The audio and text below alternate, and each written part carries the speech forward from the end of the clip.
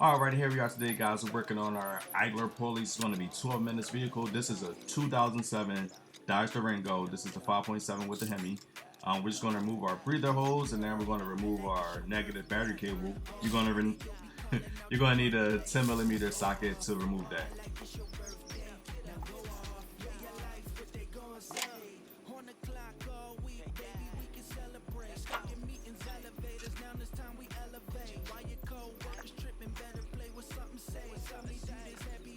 Next up, we're removing our air hose. You're going to need an 8mm for that, an 8mm socket. Just loosen it and you should be able to pull a air hose assembly away from the manifold.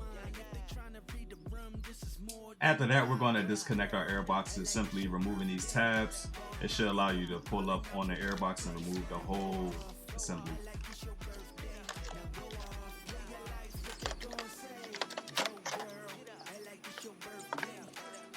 Alrighty guys, so we're going to slow it down a little bit here. As you can see, the upper idler pulley there just under the alternator, and under the tension pulley you can see the lower idler pulley. You can't really tell from the video, but that lower one is completely gone. There's no more plastic on that at all. It was giving me like a squeal at first, but now it's just a rattle and a squeal, and it sounds horrific. So we're just going to get that lower one removed and the upper one all at the same time. So we're going to go ahead and we're going to release our tension. Here I'm using a 3/8 breaker bar to release the tension on the belt so I can change out the pulleys. And I didn't completely undo the belt. I left as much of it intact as I could so that I won't have to worry about remembering how to reroute it. Alrighty, so here I started off with manual tools just to give me a little bit more control so that I won't cut myself on the fan blade or damage the fins of the radiator. So I'm starting off with manual, and then I'll eventually go to my power tools so I can get the rest of the bolt off, because it is a fairly long bolt to get off. You're going to need a 13mm socket to get the head of this bolt off.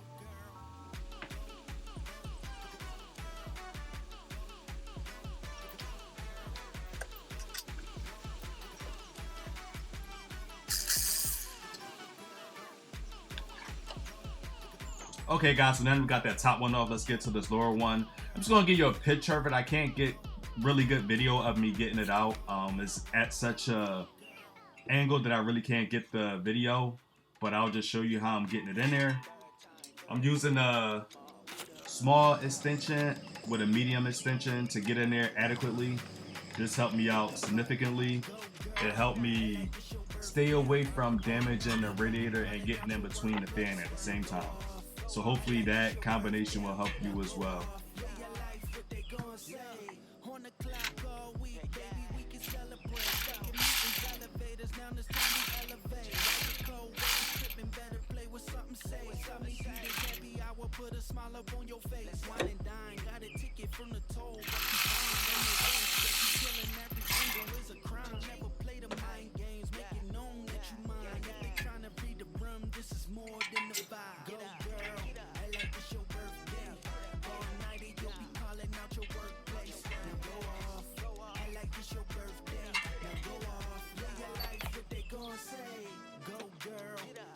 Your birthday, all night you'll be calling out your workplace. Now go off, I like it's your birthday.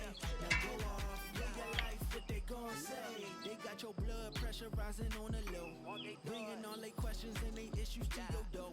I can feel the energy, who messing up the flow? Let me take you on a run, pack your bags, we can go. So a place, it don't matter, cause the stress of generates. Alrighty guys, so here's that lower bearing, man. It is in bad condition. As you can see, it's shredded metal. There's no plastic in sight, just a little bit of remnants on the washer, but that's about it.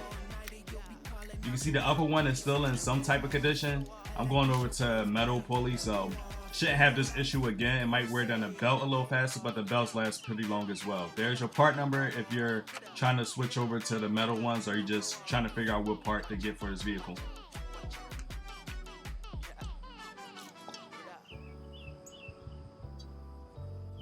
Okay, so again, I'm going to clean out this washer and throw it back in the pulley.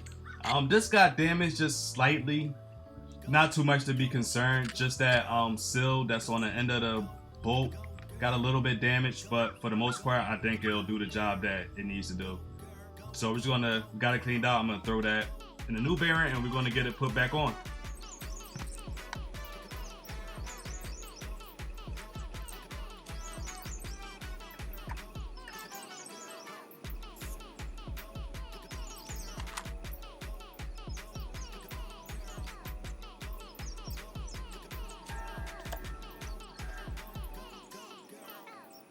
Alright, so now I'm just hand tightening it. I'll grab my power tool here and use it with the same setup with a small extension and a medium extension, and just let the tool do most of the work, just so I won't damage the radiator or damage that fan.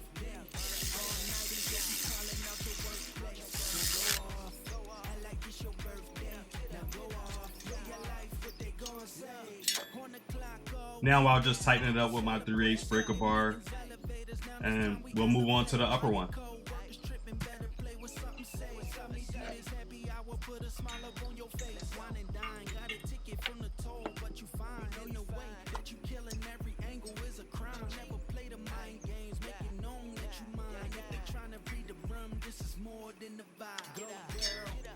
Okay, now on to the upper. This one is a cakewalk. Simply just putting it back on there, getting it started with my hand. Now I'll use the power tool and get it locked in, and then I'll use my breaker bar again and get it tightened down.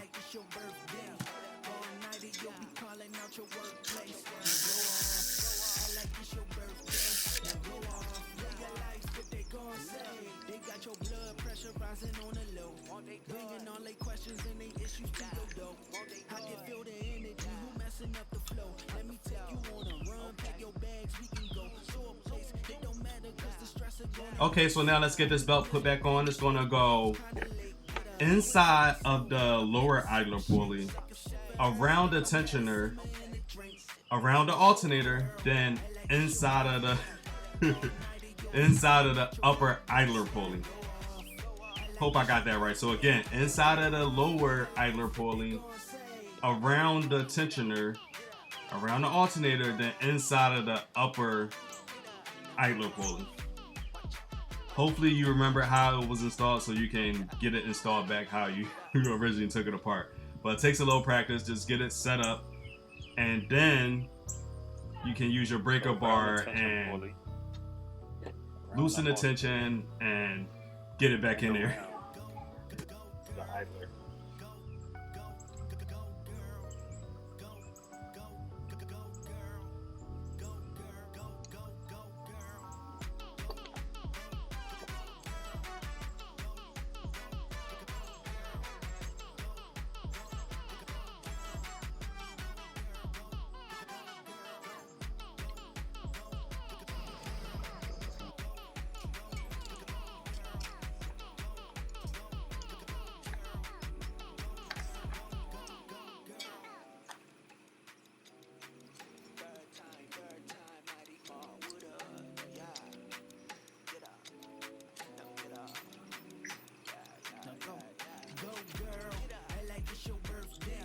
Alrighty guys, so this took a little practice here, just getting that belt situated all the way on there. Now I'm just using my 3/8 ratchet to get it the rest of the way on there so that it will seat correctly.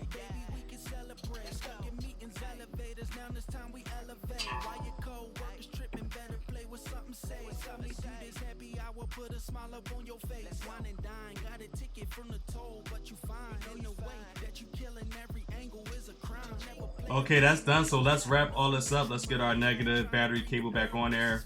You could put it on at the end, or it's okay to put it on here now. If you want to, you could put it on at the end. But again, you're going to use that 10 mil to tighten it back.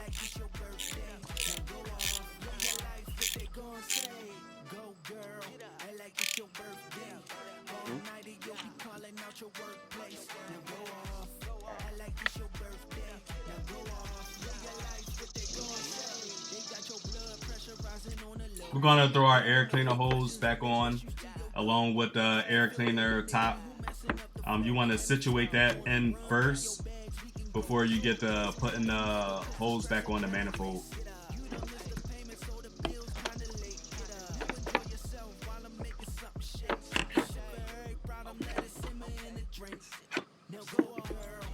As you can see, I'm doing what I told you not to do.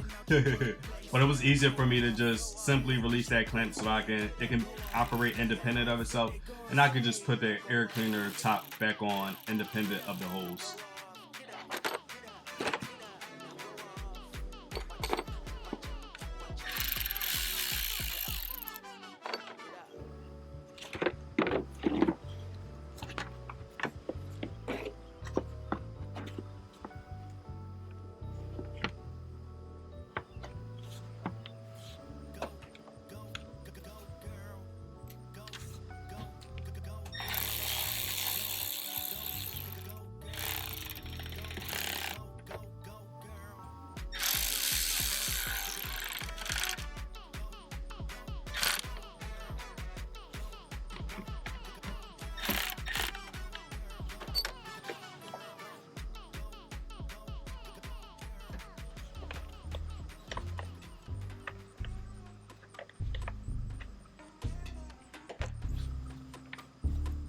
Now let's just get that air breather hose back on the air box assembly, get it all locked in with the tabs, and we're done here. We'll start it up and let you hear how it sounds. Didn't start it up prior to, but it sounds horrible, trust me. Now was just my regular old Dodge Hemi. Never mind that tapping is not the Dodge Hemi tap or tick. It's just going to be some loose manifold bolts along with the manifold shell. So that's the tapping that you hear. Fell victim to my hatred. Yet I never faked this. Tying up my laces. Gotta chase it till I make it. Drowning liquor, no vacation. Part of a pack that was destined for me.